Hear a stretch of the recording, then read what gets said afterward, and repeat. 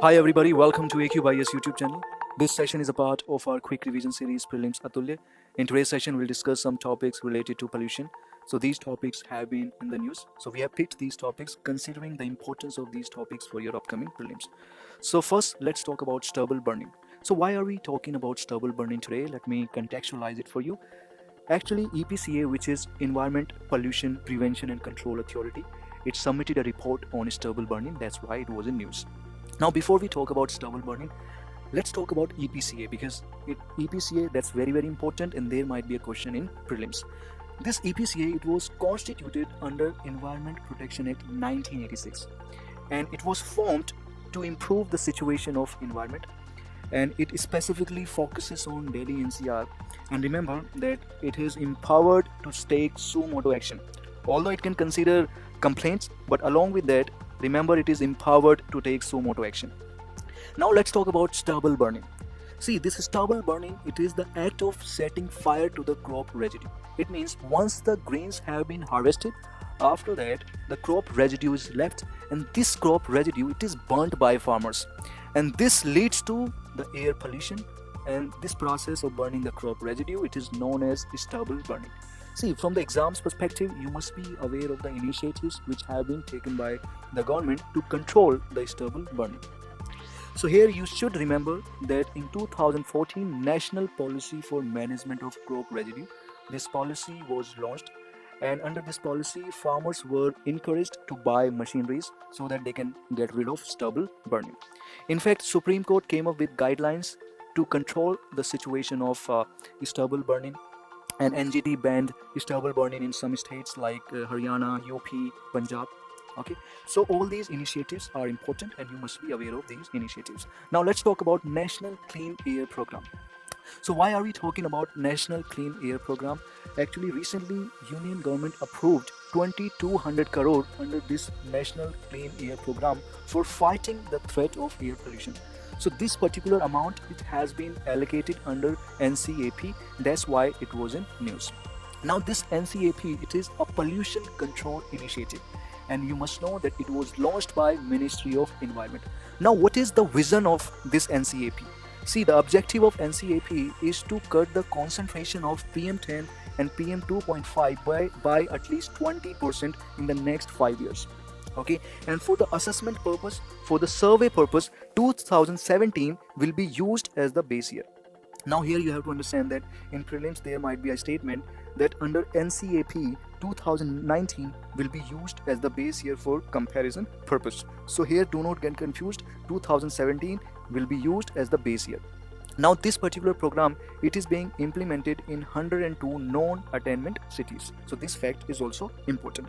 Now here you have to understand that as far as the implementation process is concerned, then this program will be executed, it will be implemented by CPCB, which is Central Pollution Control Board. Okay, so this fact is also important. Now let's talk about emission norms for thermal power plants. So in 2015, Ministry of Environment notified specific standards for TPP, which is thermal power plants. Okay, so these particular norms they were supposed to be implemented by 2017. However, the deadline has been extended. Now these norms can be implemented by 2025. Okay, so these norms are very important. I have provided these norms in the PPT. You can go through all these norms. These are very important. Now let's talk about marine plastic pollution. So recently a report was released. The name of the report is Breaking the Plastic Wave. Okay, so this particular report it highlighted the threat of marine plastic pollution. Now let's talk about some important points of this report. So the annual flow of plastic into the ocean could triple by 2040. Okay, and waste plastic makes 80% of all marine debris from surface waters to deep sea sediments, and plastic has been detected on shorelines on all the continents, with more plastic materials found near popular tourist destinations and densely populated areas. So these are the highlights of this report. See, in the mains examination you can use these points.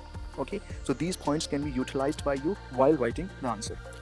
Now let's talk about groundwater extraction. So why are we talking about this topic? Because the Ministry of Jal Shakti notified new guidelines to regulate extraction of groundwater. So what are these key guidelines? So a non-objection certificate, it is mandatory now for new and existing industries, group housing societies and private water supply tankers for withdrawal for extraction of groundwater. Now a non-objection certificate, it is mandatory. And projects falling within 500 meter from demarcated wetland areas shall mandatorily submit a detailed proposal indicating the groundwater extraction does not affect the protected wetland areas. And remember that installation of digital water flow meters is mandatory for all users seeking NOC. So these points are important.